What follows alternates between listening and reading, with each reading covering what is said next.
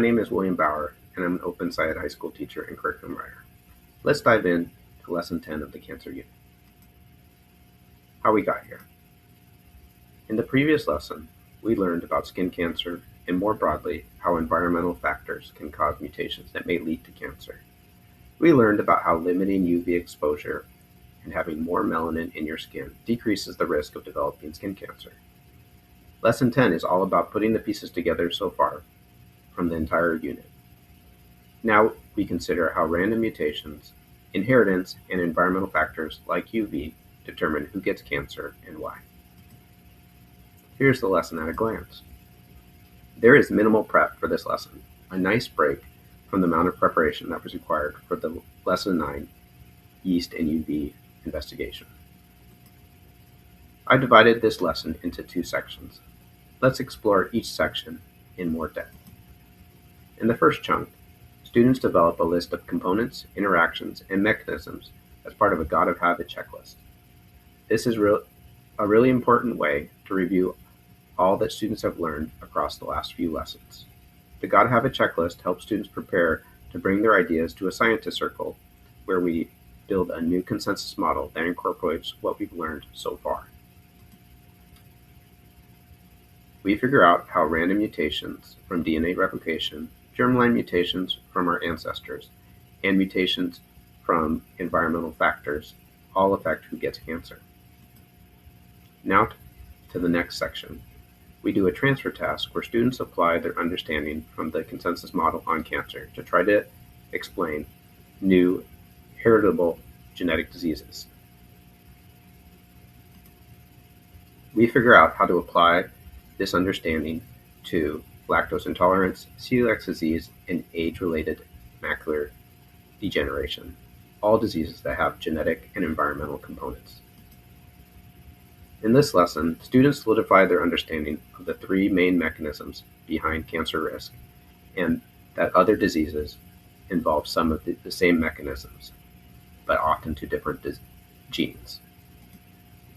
Here are some key moments. In part 2, as students brainstorm the ideas for the Gotta Have a checklist, have copies of the readings handy from Lesson 7 through 9 in case students need extra support remembering what components, interactions, and mechanisms are involved. The purple text here is from the teacher's guide. You want students to generate these ideas as part of their checklist. This activity acts as a good formative assessment moment. You'll get a clear understanding of what students remember from these lessons based on the level of detail of their checklist. In part 4, once students have finished their Gotta Have a checklist, we get into a scientist circle and develop a model that addresses the 3 key questions on the slide. This might be a good opportunity to loosen the reins of how you normally facilitate a scientist circle and really let the students lead this one. By this time in the school year, they've had a lot of practice. Give them the marker and designate a student facilitator and take a seat in the circle next to your students. On this example in the slide, you can see several important mechanisms described that lead to cancer. Taller and older people have more mitosis and more chances of mutations.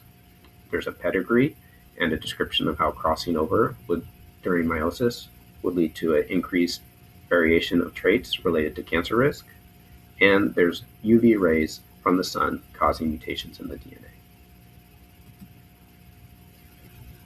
In part 7, the transfer task, we've reviewed our ideas about the genetic and environmental mechanisms behind who gets cancer, and now they get applied to the transfer task about other diseases that have a genetic and environmental component. The transfer task is about lactose intolerance, celiac disease, and macular degeneration. All these diseases have a genetic and environmental component to them, similar to cancer. When my students were taking this assessment and asked me a question, I would refer them back to their Gotta Have a checklist and our class consensus model. I might ask them questions like, do you remember the pedigree we did about BRCA and P53? This pedigree on the transfer task has 2 genes on it as well. Or I might ask, do you think skin cancer is caused by environmental environmental risk factors, or inherited, or a combination of the two? Another question I might ask would be, why would macular degeneration be more common when someone is old? Why is it that older people are more likely to get skin cancer? Those are some questions you could ask to help your students figure out the transfer task. To close out this lesson, we revisit our driving question board and shift our focus to questions about cancer treatment. We have learned about how one would get cancer. Now, how do we treat it effectively? Here are some tips that I have for this lesson. I think it's important that you keep handouts, lab results, etc. available as students generate their gotta have a checklist. And just remember that this checklist should be student generated. In particular, the readings about meiosis and UV radiation are particularly helpful for students to cite evidence that supports their explanation. I also recommend that you ask questions that help students compare and contrast the three mechanisms, which are random mutations during mitosis, inheritance, and environmental risk factors. For example, why do people with Li-Fraumeni syndrome, like Lauren and Lakita, get cancer at a younger age than the general population? That's an example of a prompt you could ask students to get them to think about the differences and the commonalities in the three different mechanisms. The diseases in the transfer task, celiac disease, lactose intolerance, and macular degeneration, all have environmental and genetic components, just like cancer. I asked students whether they would get a genetic test like this. With information from a genetic test, would that cause you to make changes in your lifestyle? For the transfer task question about crossing over, I had pipe cleaners and beads available for students to use as manipulatives. This helps them to visualize what allele combinations are possible with and without crossing over.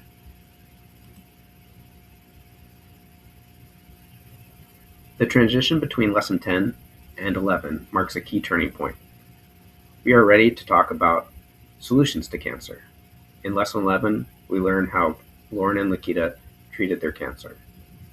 You'll probably have students in your class who have had parents or grandparents who have undergone cancer treatment.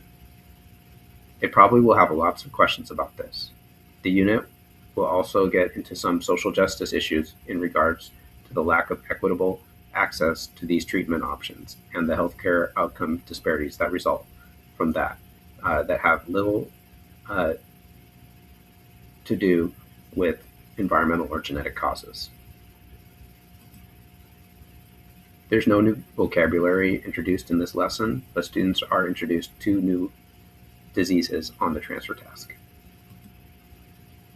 In this lesson, we revisit our driving question board and ideas for investigation to motivate our transition to talk about cancer treatment. The Gotta Have It checklist and class consensus model help support students on the transfer tasks they complete in this lesson. Thanks for watching. In the next lesson, students will learn about cancer treatment options.